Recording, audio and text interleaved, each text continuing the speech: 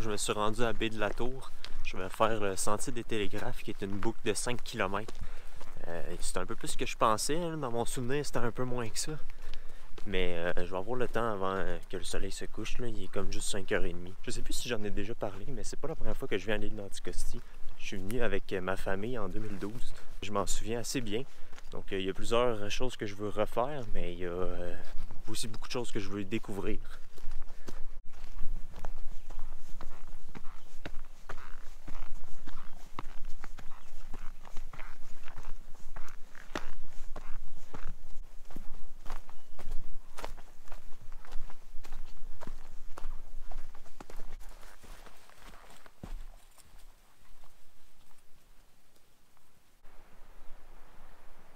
C'est vraiment beau, mais avec le soleil, c'est comme pas l'éclairage idéal. Je pense que je vais revenir demain matin. Le soleil va plus être de ce bord-là, puis il va éclairer cette falaise-là. Ça risque d'être vraiment beau. Mais c'est quelque chose, là, quand on check là, c'est comme la falaise direct, ça tombe dans l'eau. Puis on est assez haut. L'eau est comme transparente aussi en bas, fait qu'avec le soleil direct dessus, ça doit aider, puis la rendre encore plus turquoise. Fait que je vais vraiment revenir demain matin.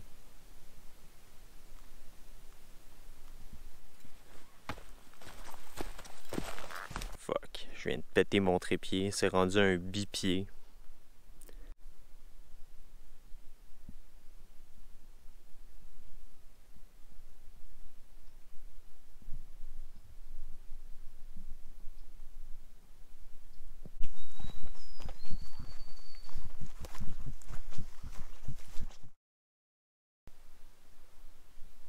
Ouais, c'est pas mal le plus impressionnant ce matin avec cet éclairage-là.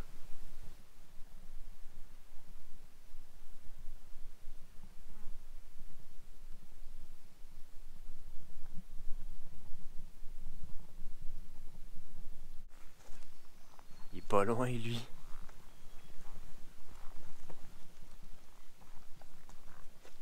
D'habitude, il se sauve avant ça.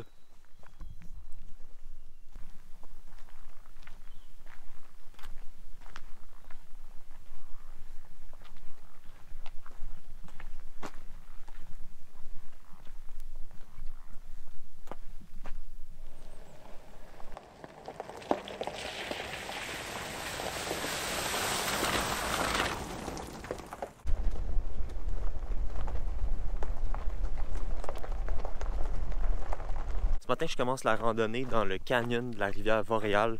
Dans le fond, le sentier, c'est vraiment sur le lit de la rivière, au fond du canyon. Fait qu'il faut souvent marcher dans l'eau. Donc, je me suis mis des vieux souliers pour pas mouiller mes bottes. Puis, au bout du sentier, c'est la chute Voreal. Donc, c'est vraiment super beau. Puis, il y a plein de fossiles. Donc, j'ai hâte de voir ça. Aussi, je suis complètement tout seul. J'ai croisé absolument personne depuis que je suis arrivé au camping hier soir. Il a beau être tôt le matin là, je me serais attendu qu'il y ait quand même du monde parce que c'est comme une des attractions principales de l'île, cette marche-ci. Mais bon, je sais pas si je vais en croiser plus loin dans la journée. Il y a tellement de papillons, je sais pas si c'est des monarques, ça ressemble, mais c'est pas exactement le même pattern, on dirait. C'est fou, quand je marche, ils s'envolent partout, puis c'est impressionnant. Bon, je viens de sortir de la forêt, je suis rendu dans le canyon. C'est vraiment hot.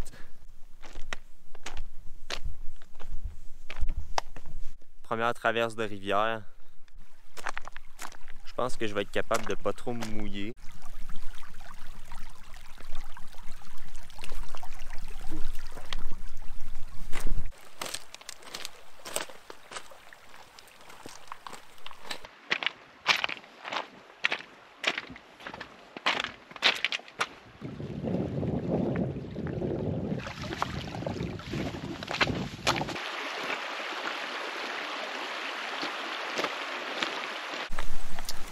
Les restants d'un cerf ici. J'essaie de m'habituer à dire cerf au lieu de chevreuil parce que c'est pas des chevreuils. Les chevreuils, c'est une autre espèce qui est même pas en Amérique, c'est juste en Europe. Ça, c'est des cerfs de Virginie. Mais ça me rentre pas dans la tête.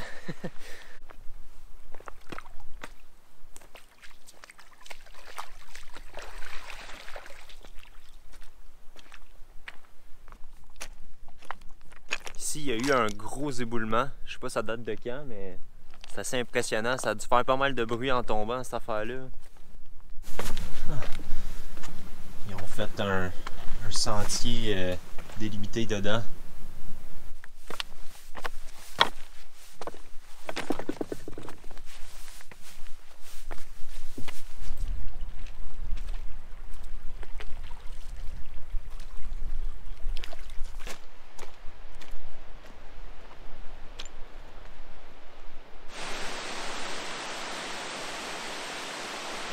Finalement rendu à la chute boréale, c'est tellement beau.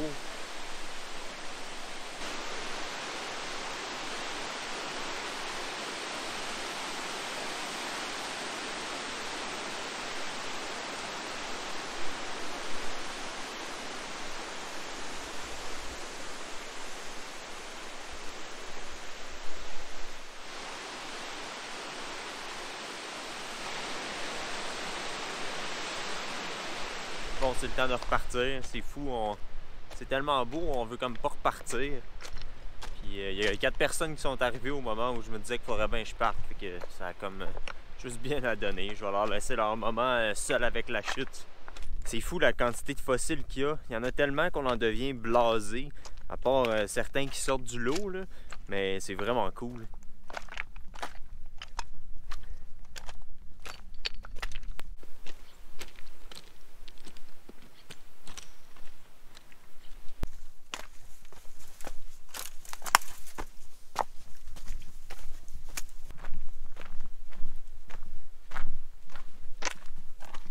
C'était vraiment une super belle randonnée, unique, mais c'était rough sur les pieds puis les chevilles, parce que toujours marcher dans des roches comme ça, c'est fatigant, il faut toujours regarder où est-ce qu'on marche. J'ai un peu mal dans le cou aussi, mais ça va. Je suis assez fatigué parce que ça fait quand même 2 jours de suite que je marche 10 km. Fait que je vais arrêter là pour aujourd'hui, puis je vais reprendre des forces pour demain. C'est fou parce qu'hier, j'étais absolument tout seul au camping de Baie-de-la-Tour. Puis là, il y a au moins 2 autres personnes que je vois. Mais si je me souviens bien de l'horaire du Bella des Gagnés, il me semble qu'il arrivait aujourd'hui. Donc ça se peut que ce soit une nouvelle batch de touristes qui viennent de rentrer. Ce soir, je vais m'ouvrir une bière bien spéciale, l'Irrésistible, qui est une bière brassée par la microbrasserie de l'Octan à Rimouski, mais qui est une bière comme spéciale pour l'île d'Anticosti. Pour chaque bière vendue, il y a 1$ qui est remis à l'école de Port-Meunier.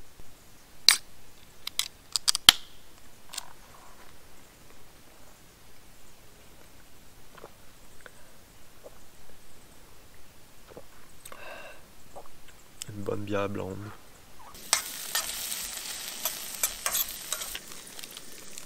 Oui, ma râpe à fromage, c'est une râpe à parmesan.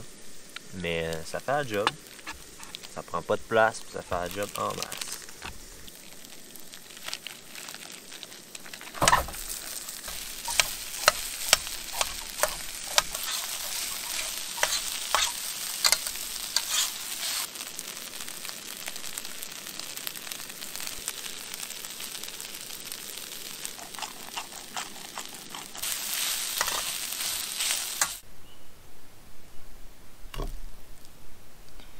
Ce qui est cool puis surprenant, c'est qu'il n'y a presque pas de bébites.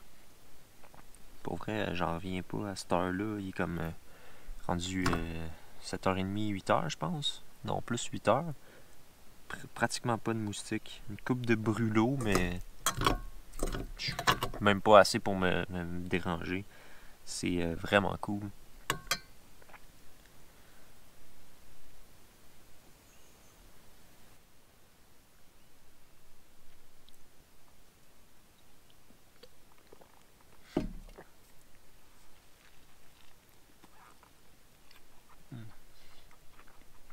Bon, on se revoit demain.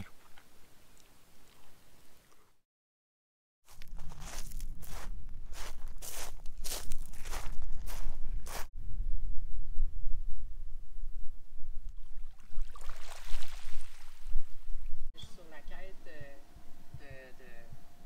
en 77, avec la grosse journée d'hier, on a réussi à en faire le cabanon des patriotes de ski au sommet du mont. Même en avant, là, je roule toujours les fenêtres fermées. Puis regardez la quantité qu'il y a.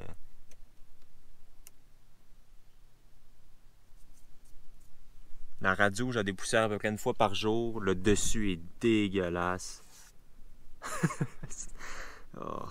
En venant ici, je savais que ça allait être poussiéreux, mais je pensais pas que ça allait s'infiltrer autant, même en roulant avec les fenêtres fermées. Mais je me plains pas, ça fait partie de la game, puis ça va se nettoyer. Je suis rendu dans le secteur de la rivière Observation. Ici, il y a 2 sentiers. Il y en a un petit que je commence, mais qui peut s'allonger en une plus grande boucle de comme environ 12 km en tout. Fait que je vais commencer par le petit. Si je vois que les vues ont l'air cool, je vais continuer puis je vais le faire au complet. Hier soir, j'ai parlé à mes voisins qui étaient bien sympathiques. Ils sont ici pour 4 semaines, si je me trompe pas. J'ai jamais entendu personne qui reste aussi longtemps sur l'île d'Anticosti. Ça leur a permis de vraiment prendre leur temps puis explorer partout. Ils sont allés dans le coin de la pourvoirie Safari Anticosti, dont je vous ai parlé dans l'épisode précédent, qui est comme une pourvoirie privée qui n'a pas rapport à CEPAC. Dans le fond, la CEPAC gère la plupart de l'île, à part le village de Port-Meunier, la pourvoirie du lac Geneviève, qui est juste à côté du village de Port-Meunier, puis le territoire de Safari Anticosti. Puis ça a l'air qu'il y a un aéroport là qui est vraiment clean. Une belle piste asphaltée, puis 2 héliports. Puis ça a l'air qu'il y a en ce moment, il y a le président de Bombardier qui est là en train de pêcher. Fait que ça vous donne une idée de la clientèle qui va là.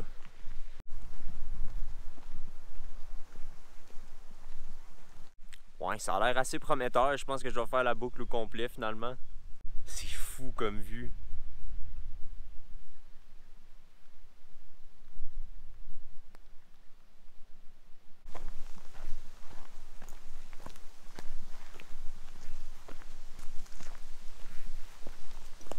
Si vous vous demandez aussi le niveau météo, ça ressemble à quoi? Avant de partir de Port-Meunier, j'ai regardé puis il annonçait 20 avec du soleil toute la semaine. Ce qui est comme ma température préférée. Finalement, c'est un peu plus que 20. Aujourd'hui, je suis en short. Mais on est quand même bien dehors. Là. On ne sue pas trop. Il fait peut-être 25 gros max. Puis il annonce un peu de pluie cet après-midi. C'est le seul moment où il annonce de la pluie, mais genre 3 mm. C'est presque rien.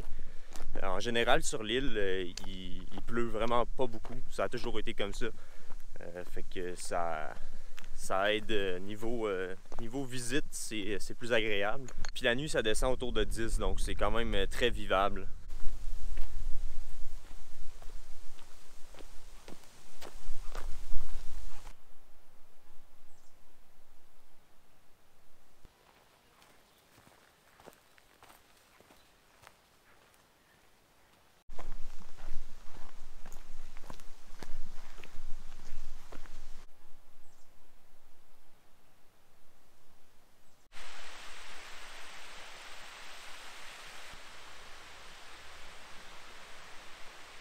Vraiment beau point de vue ici.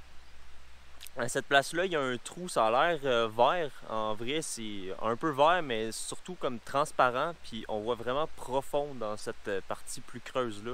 C'est vraiment beau.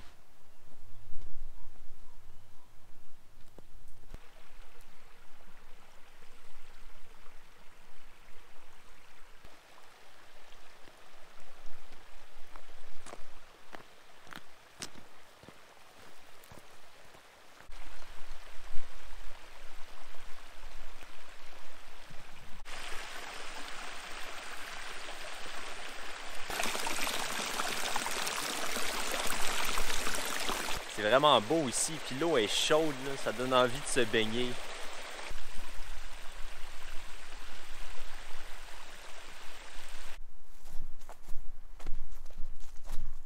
Ça a l'air que la forêt ici, elle a brûlé dans un incendie de forêt en 1955. Pas l'avoir su, je m'en serais jamais rendu compte. Ici, ça paraît plus que ça a brûlé, je trouve, ou en tout cas, la forêt est différente. Mais je comprends pas que ça ait pas plus repoussé depuis 1955. Ou en tout cas, c'est probablement pas ça. Il doit y avoir une explication. C'est pas non plus les cerfs qui mangent les épines. Parce que ça doit être des épinettes. Je suis vraiment pas un spécialiste d'arbres, mais je sais qu'ici, les cerfs, ils mangent pas les épinettes, mais ils mangent le sapin. Ailleurs au Québec, ils mangent pas le sapin. Mais ici, ils ont tout mangé le reste, fait qu'ils n'ont pas le choix de manger le sapin. Mais ici, c'est ça, il reste comme pratiquement pas d'épines, sauf vraiment haut. Mais les cerfs, ils se rendent pas haut comme ça, là, fait que je sais pas pourquoi il y en a pas. Il n'y a pas d'épines sur le reste des arbres. Je commence à recevoir des gouttes au moment où j'arrive, c'est juste parfait. Elle est tellement rendue dégueulasse, là, je l'ai jamais salie autant que ça. Mais je trouve ça cool ce que ça donne comme look. On voit qu'elle sert vraiment, elle est dans son élément, là.